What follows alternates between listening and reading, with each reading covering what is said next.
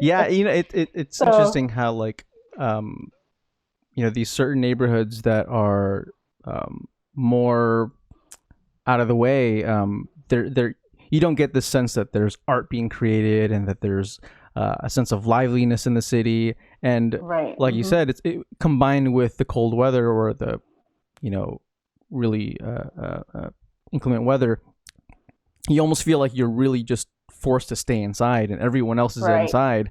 Um, Now let's go to your upbringing and what it Hmm. was like.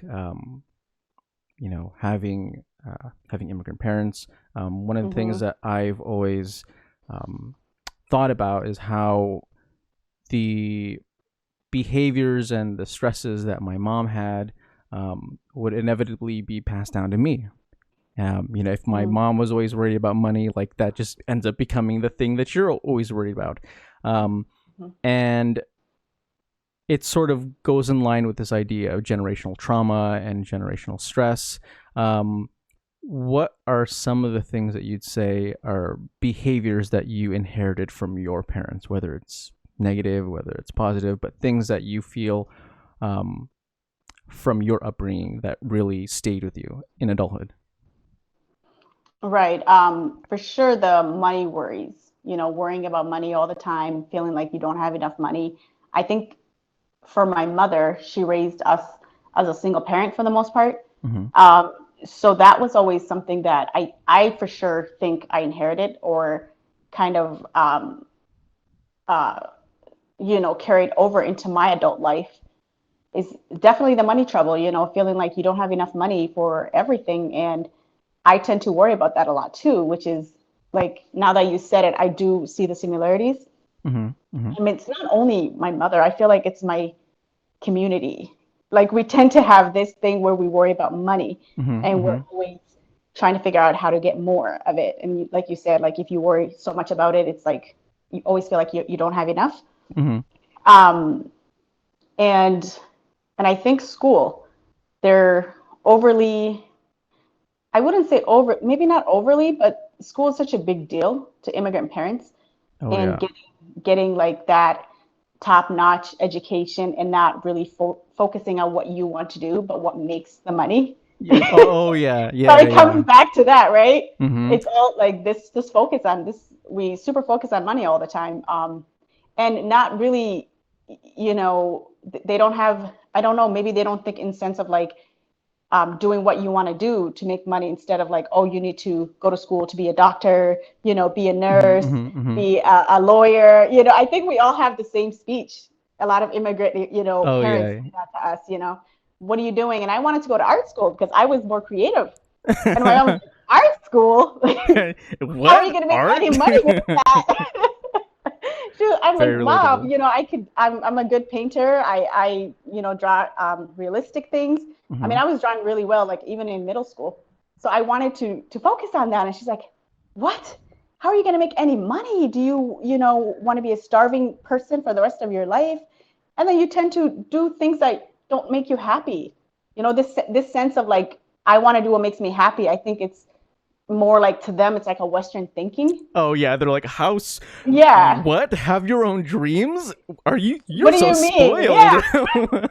What do you mean you want to be an artist? What is artist going to do for you or for humanity? Oh my god, yeah. So So they're hyper focused on like, getting into school and doing this thing that you may not even be able to do, like nursing. Like I'm not interested in that. yeah.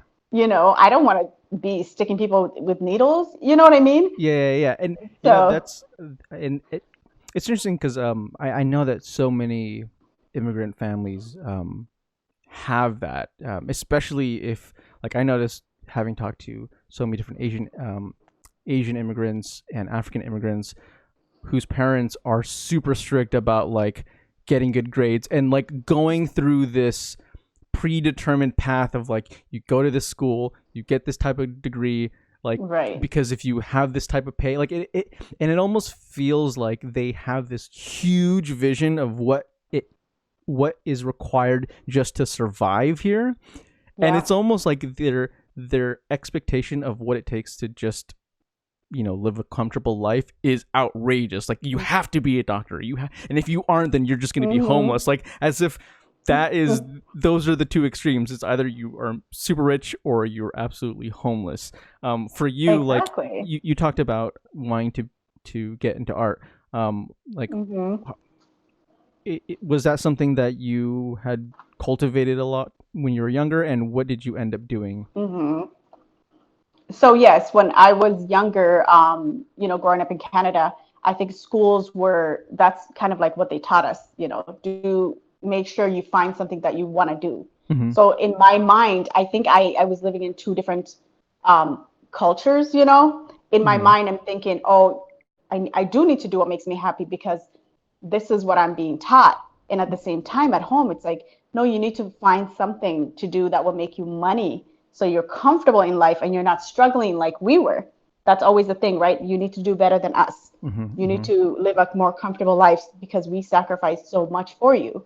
So there's that pressure, right? Oh my God. Your parents putting it on you and thinking like, if you don't do better than us, if you have all these great goals and meet them and live this wonderful life, you're almost letting them down. Oh my God. Yeah. Do you know what I mean? There's that, and it's Uh-huh. such a pressure. When you put that on yourself, you're like, oh God, not only am I doing something I really don't enjoy doing, now I feel like if I don't go through with it, I'm letting my people down. I'm letting my parents down. They're constantly telling you that they've sacrificed so much for you to come here. So there's so much pressure, like, and they don't realize that. Yeah, I mean, There is.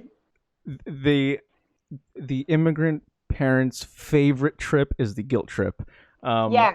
Like, and it was interesting because, I was thinking about how that pressure, sometimes it doesn't even have to be this aggressive, like, you have to do this, you have to do that, but it's just small little comments built up over time, and you just like, the way that I sort of illustrate it is, it's almost like immigrant parents make you feel like your success has to be the reason why all of this was worth it. That your job and your ability to not only provide a life for yourself and also your kids, but also to be able to have enough to possibly take care of the family, to send money back home.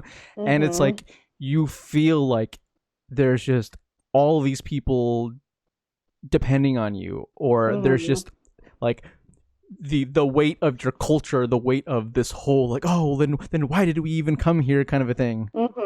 Exactly. It's so heavy, like, all the time, and not like equally, but at the same time, it's like, and you do have a sense of you don't want to let them down. Like, I do have a sense of guilt in a way sometimes when I feel like I didn't live up to the standard, like, in a sense. But I mean, I end up not going to art school for sure, because I was like, I'm not going to make any money. I'm stressing my mother out because now she's stressed that she went through all this to bring me and my sisters here. And like, when are you going to art school? So I end up not going to art school and just having a lot of anxiety about that, like, for many years, because I felt like I missed, opportunity.